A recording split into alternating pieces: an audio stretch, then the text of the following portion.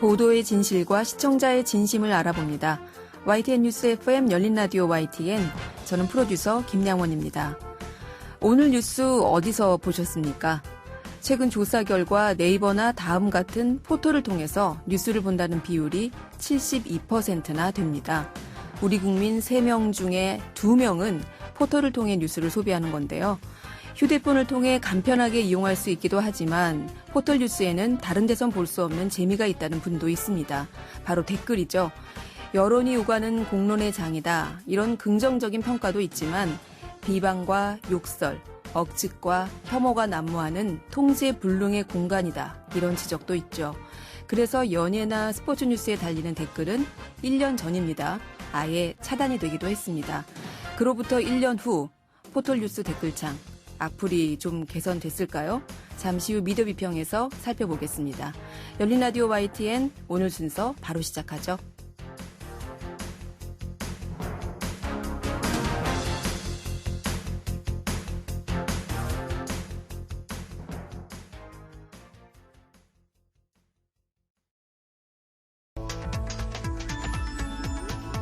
미디어가 전하는 이슈에 대한 다양한 분석과 팩트체크까지 바로 보고 뒤집어 보고 꼭꼭 씹어보기 위한 미디어 비평 프로그램 열린 라디오 YTN.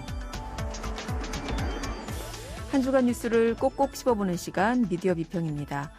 자, 포털에서 연예나 스포츠 뉴스에 댓글 달기가 폐지됐죠. 어느새 1년이 됐다고 하는데요.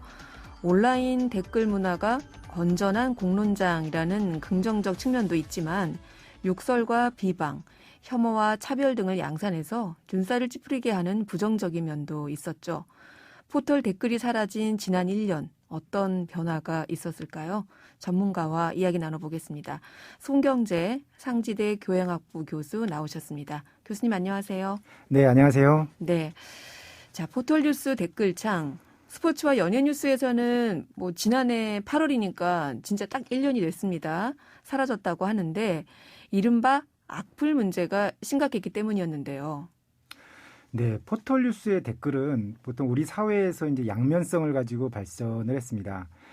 시민이 이제 뉴스에 대해서 직접 참여해서 그리고 반응하고 실시간 이제 서로 소통한다 그러죠. 상호작용을 하면서 네. 다른 사람들의 의견을 알 수 있게 되었다는 거. 이건 이제 긍정적인 점이죠. 네. 근데 반대로 사실 부정적인 점도 컸습니다.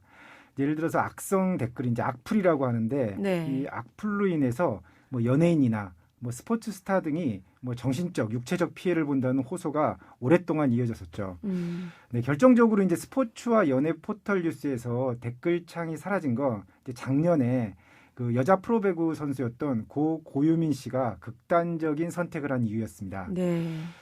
지나친 악성 댓글로 인해서 이제 고인이 큰 스트레스를 받았기 때문에 일종의 재발 방지 차원에서 포털사들이 스포츠 면에서 이제 댓글을 차단하게 됐습니다. 네. 그리고 연예 뉴스 댓글이 사라진 것도 이제 많은 악플로 인해 정신적 피해, 급기야 이제 극단적인 선택도 했던 연예인들이 다수 있었기 때문에 스포츠와 비슷하게 이유로 이제 차단이 됐습니다. 네.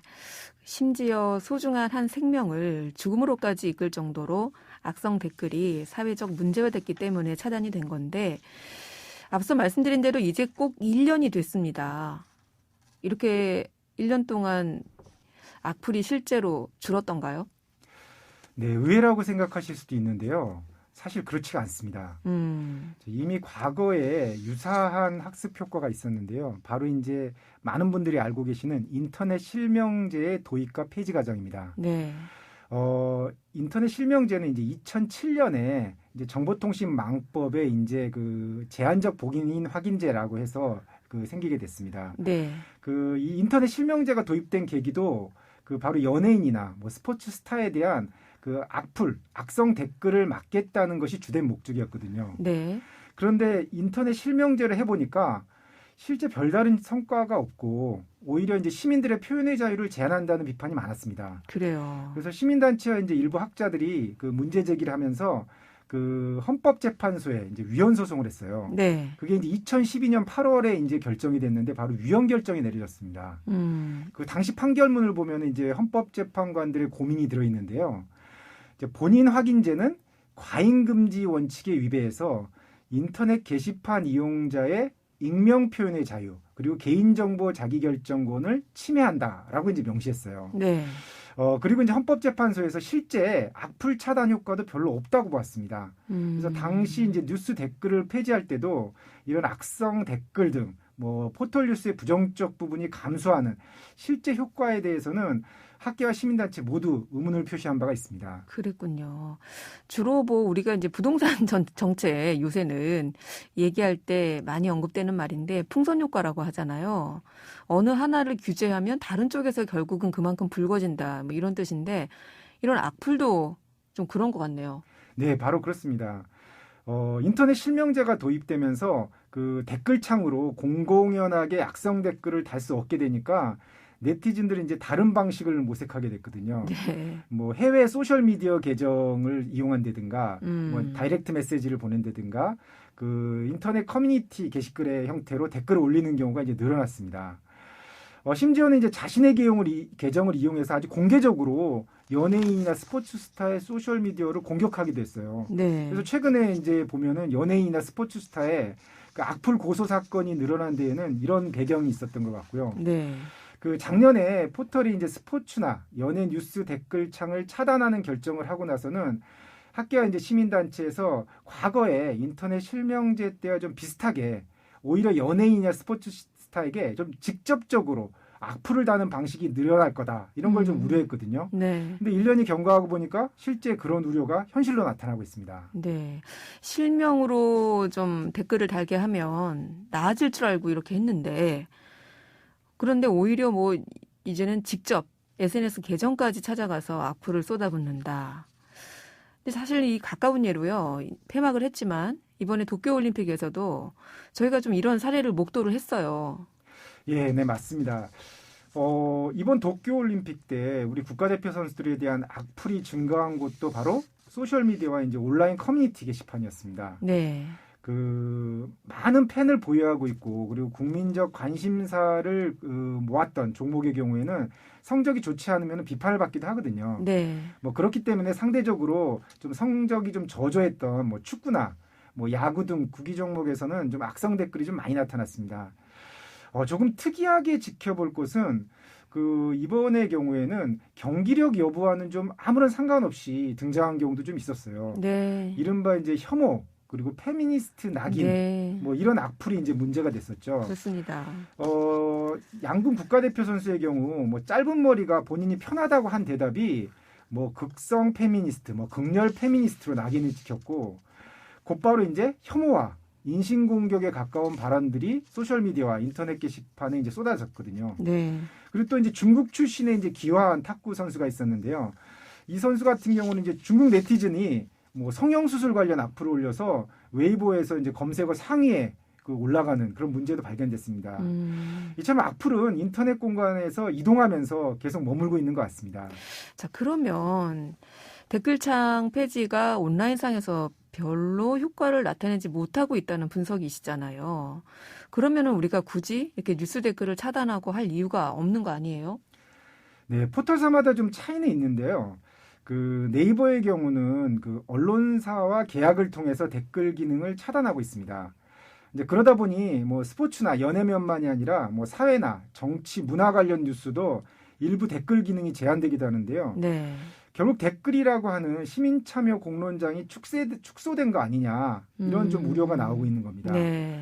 좀 문제가 되는 댓글도 있는데 시민이 좀 직접 목소리를 낸다는 측면에서 가지는 장점도 좀 분명하거든요. 네.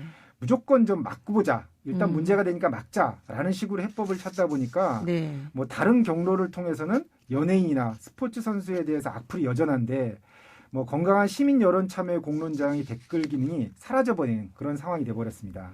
댓글 폐지가 악플 자체를 막는다는 효과는 별로 없고 오히려 이제 공론장을 축소시키는 역효과를 내고 있다. 이런 분석이신데 교수님, 그러면은 이거 어떻게 하면 좋을까요?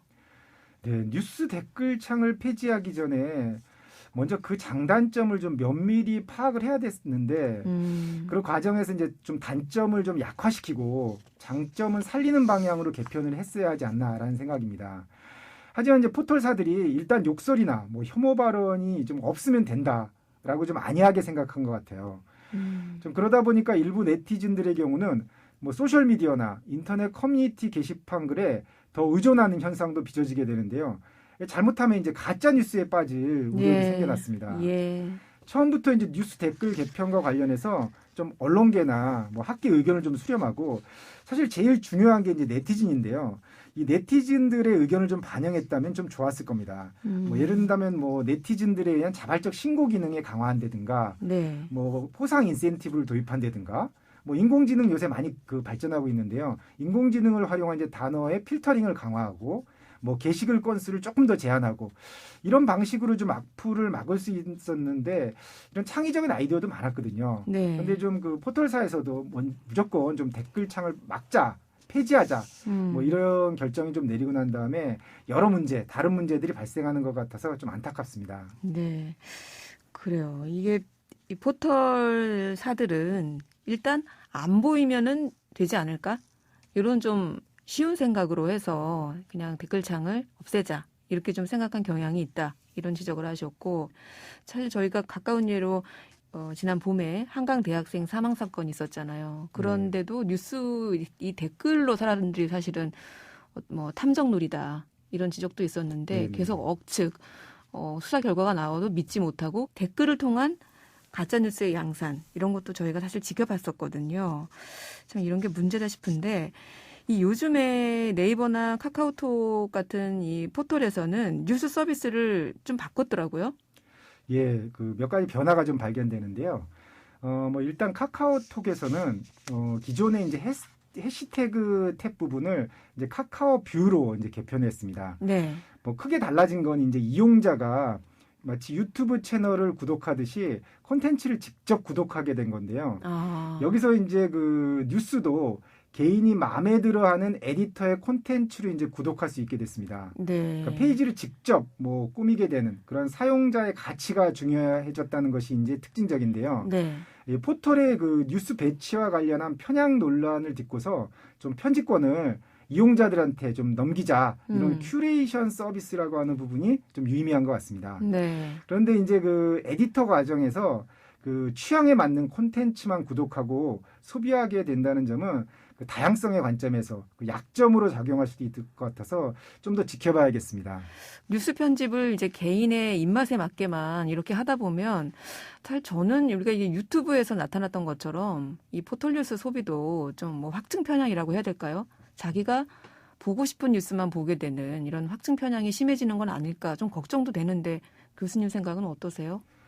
네, 뉴스 큐레이션이라고 하는 게 이제 맞춤화된 서비스라고 네. 이제 이야기할 수 있는데 네. 이걸로 이제 편리한 점도 있습니다. 근데 사실 단점도 크다라는 의견도 상당히 많아요. 네. 그러니까 뉴스가 일반 상품들하고 좀 다르지 않습니까? 네. 이른바 이제 정보와 지식이 유통되는 건데 이것을 이제 일반 상품처럼 자기가 원하는 것만 소비해서 좋을까 이런 의문이거든요. 네. 그 올바른 여론, 그 여론의 공론장이 형성되기 위해서는 좀 여론의 동향을 파악하고 네. 다양한 시각의 뉴스를 봐야 되거든요. 그렇죠. 그리고 이제 다른 시각의 뉴스를 보고 좀 평가도 하고 잘못된 네. 생각을 교정도 해야 되거든요. 그래요. 그래야 이제 올바른 여론이 형성되는데 그런 차원에서 이제 맞춤형 소비, 이제 뉴스 큐레이션인데 이 편리성보다는 좀 다양한 의견과 가치를 살펴보는 것이 우선인데 좀 이게 빠지지 않았나 이런 생각입니다. 그래서 좀 더 고민이 좀 필요한 부분인 것 같고요. 네.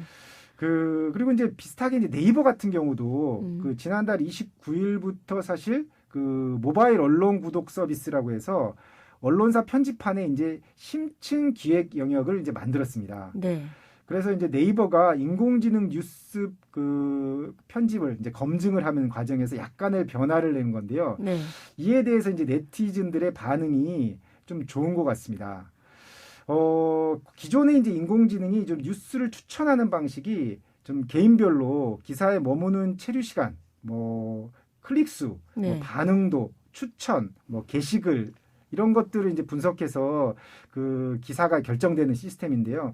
그러다 보니 이제 공이 많이 들어가는 기획 뉴스나 심층 뉴스는 자주 노출되기 어려운 환경이에요. 네. 근데 그 29일부터 개편된 네이버의 이제 기획 심층 뉴스를 좀 보니까 기존의 이제 스트레이트성 뉴스보다는 언론사가 심층 취재하고 그리고 그 고민을 한 부분들에 대해서 상당히 많이 반영이 되고 있거든요. 네. 이런 부분들이 상당히 긍정적인 것 같고요. 그래서 저도 이제 오래전부터 이제 포털 뉴스 개혁 방안 중에 하나로 뭐 기획 뉴스와 공적 뉴스 할당제를 좀 주장했었거든요. 그러니까 속보나 단편적인 뉴스, 뭐 주변 사람들이 많이 본 뉴스도 중요하지만 사건을 좀 장시간 추적하고 그 심층적으로 분석한 뉴스가 굉장히 중요하기 때문입니다. 네.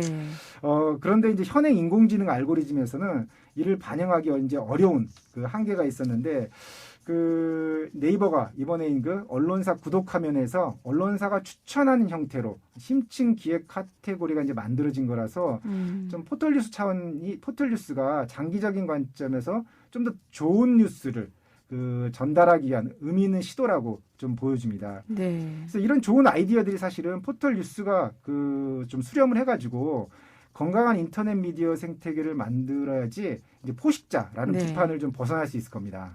이 포털에서 보면은 사실은 뭐 많이 본 뉴스, 뭐 댓글 많은 뉴스, 뭐 사실 이런 거 중심으로 그 이용자들이 많이 뉴스를 보잖아요.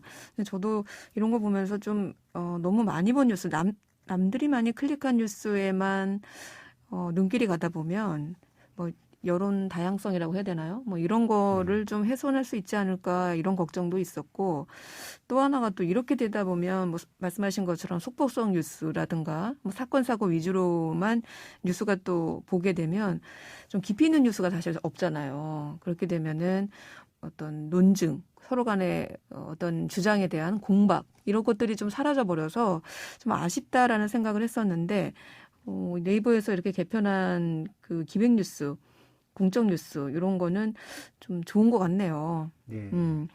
이렇게 뭐 천편일률적으로 많이 본 뉴스나 속보성 뉴스에만 제공됐던 이런 포털 뉴스의 맹점을 그야말로 보완할 수 있다 이런 말씀이신 것 같아요. 네, 그렇게 된다면 이제 언론이 이제 이른바 속보 경쟁에서 좀 벗어나게 되고 좀 질적으로 이제 좋은 뉴스, 뭐 심층 뉴스나 기획 뉴스 등에 더 정성을 기울이게 되는 거고요. 네. 포털 뉴스가 좀 더 공적인 가치를 구현하는 데도 좀 도움이 될 거다라고 생각합니다. 기술적으로 이제 그 뉴스를 좀 더 강화해가지고 확대할 필요도 좀 있다고 보는데요. 네. 예를 들어서 그 스마트폰이라든가 태블릿 PC의 전면에 메인으로 배치한다든가 이런 게 기술적으로도 이제 충분히 가능하고요. 네. 뭐 언론사와 기자들도 사실 이게 말은 하고는 있진 않지만은 좋은 뉴스 그리고 그 공이 들어간 뉴스가 더 많이 노출되는 걸 원하고 있거든요. 네. 그런 측면에서 그 포털 뉴스 서비스의 한 단계 업그레이드가 되지 않을까라는 생각을 하고 있습니다. 네. 사실 인터넷에 게재되는 기사들을 보면서 우리 이용자들이 이런 지적을 해왔죠. 어느 신문사나 방송사 뉴스를 봐도 다 똑같더라. 네. 근데 이게 이 포털 뉴스의 어떤 맹점이었는데 그런 것들을 좀 업그레이드 할 수 있지 않을까라는 지적이시네요. 뭐 이제는 포털 뉴스가 방송이나 신문을 제치고 이용자들이 가장 많이 보는 미디어라고 하죠. 건전한 공론장으로서 또 양적으로나 질적으로 조화를 이룬 미디어로서 제 역할을 할 수 있을지 한번 지켜보도록 하겠습니다. 교수님 오늘 말씀 고맙습니다. 네, 감사합니다. 네, 지금까지 송경재 상지대 교양학부 교수였습니다. 진실을 전합니다. 진심을 다합니다.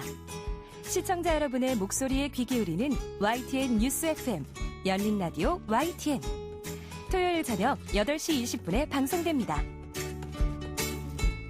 한 주간 YTN 라디오에서 방송된 프로그램들을 모니터링하고 평가해보는 시간입니다. 오늘은 박채린 시청자평가원 전화 연결돼 있습니다. 평가원님 안녕하세요. 네, 안녕하세요. 네, 이번 주에는 어떤 프로그램 모니터링 하셨어요? 네, 매주 평일 오후 5시 30분에 시작되는 이동형의 뉴스 정면 승부를 들었습니다. 8월 2일부터 일주일간 모니터했는데요. 이 기간에는 올림픽이 있었고 여야 대선 주자들에 관한 이슈도 많았는데요. 저도 이러한 내용을 중심으로 모니터를 했습니다. 네, 자 어떤 부분부터 짚어볼까요? 네, 지난 8월 2일 월요일에 방송된 코너 이동형의 촉에 관한 이야기인데요. 이날은 양준우 국민의힘 대변인이 양궁 국가대표 선수인 안산 선수가 남혐 용어 사용을 했다며 비난했던 페이스북 내용을 다뤘습니다. 특정 남초 커뮤니티가 지목한 남혐 용어를 안 선수가 사용했다면서 해당 커뮤니티를 중심으로 선수를 공격해왔는데요. 이 상황의 빌미를 선수가 제공했다는 게 양 대변인의 주장입니다. 이를 두고 꽤 많은 비판 목소리가 쏟아졌습니다. 일부 남성 커뮤니티에서 시작된 근거 없는 주장을 제1야당의 대변인이 받아들여 갈등을 키웠다는 지적이 많았습니다. 네. 이에 대해 진행자 이동영 씨는 공당의 대변인은 이런 말을 하면 안 된다. 생각이 짧은 이야기였다. 폭풍을 생각해야 한다. 라는 평가를 내놨습니다. 그러면서 자신도 지난 방송에서 양 대변인과 비슷하게 말을 했었는데 이에 대해 평론가인 자신은 그런 이야기를 할 수 있다.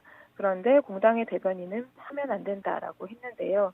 이날 방송 내용을 보면 양 대변인 발언이 문제가 있는 걸로 진행자도 평가하고 있습니다. 그러면서도 자신은 평론가이니 그런 말을 해도 된다는 게 논리적으로 들리지 않았고 또 무책임하다고 느껴졌습니다. 이동형의 촉에선 진행자 나름의 분석, 주관적인 생각을 말하는 코너이긴 합니다. 그럼에도 진행자, 특히 시사 프로그램 진행자로서 그 자리에 앉아 있다는 것을 기억하면 좋겠습니다. 네, 평가원님이 들으시기에는 이동영 씨가 내로남불 같았다. 본인이 하는 건 괜찮고 공당의 대변인이 하는 건 안 된다라는 발언에 대해서 지적을 하셨네요. 또 다른 내용은 어떤 게 있을까요?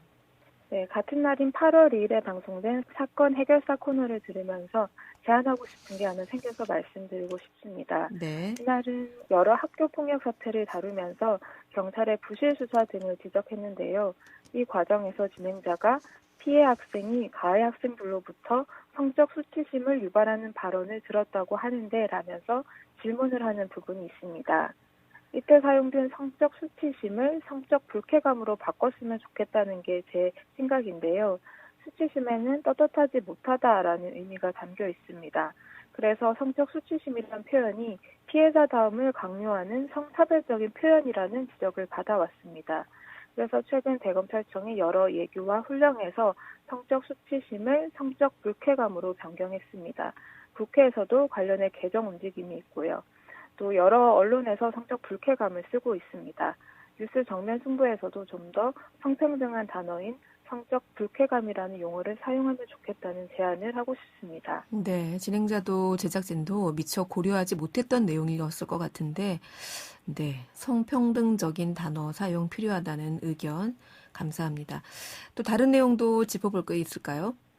네, 방송 내용에서 여야 대선 주자와 관련한 내용의 논란들이 반복적으로 나오고 있다는 점을 짚고 싶은데요. 진행자의 말대로 윤석열 전 검찰총장은 1일1 논란이라고 할 만큼 실수로 보이는 행보들이 많았고요. 다른 유력 주자들도 비슷했습니다. 문제는 이것을 검증하고 새롭게 분석하는 내용이 없이 논란 정도로만 방송 내용에서 거의 매일 반복하고 있다는 점입니다.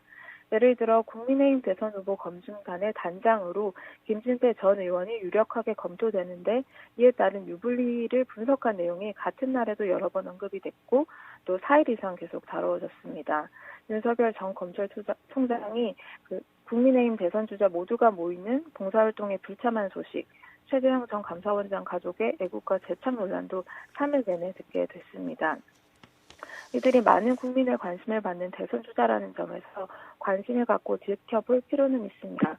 하지만 같은 논란과 비슷한 내용으로 반복되는 분석은 유권자 입장에서 가치 있는 뉴스도 아니고요.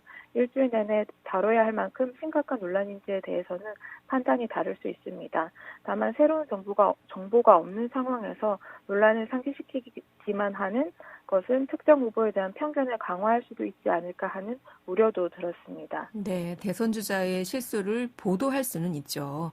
하지만 반복적으로 이것이 다뤄짐으로써 어떤 특정 후보에 대한 편견을 강화할 수도 있겠다는 모니터링 내용까지 오늘은 이동형의 뉴스 정면 승부에 대한 시청자 평가원의 의견 들어봤습니다. 오늘 말씀 고맙습니다. 네, 감사합니다. 네, 지금까지 박채린 시청자 평가원이었습니다.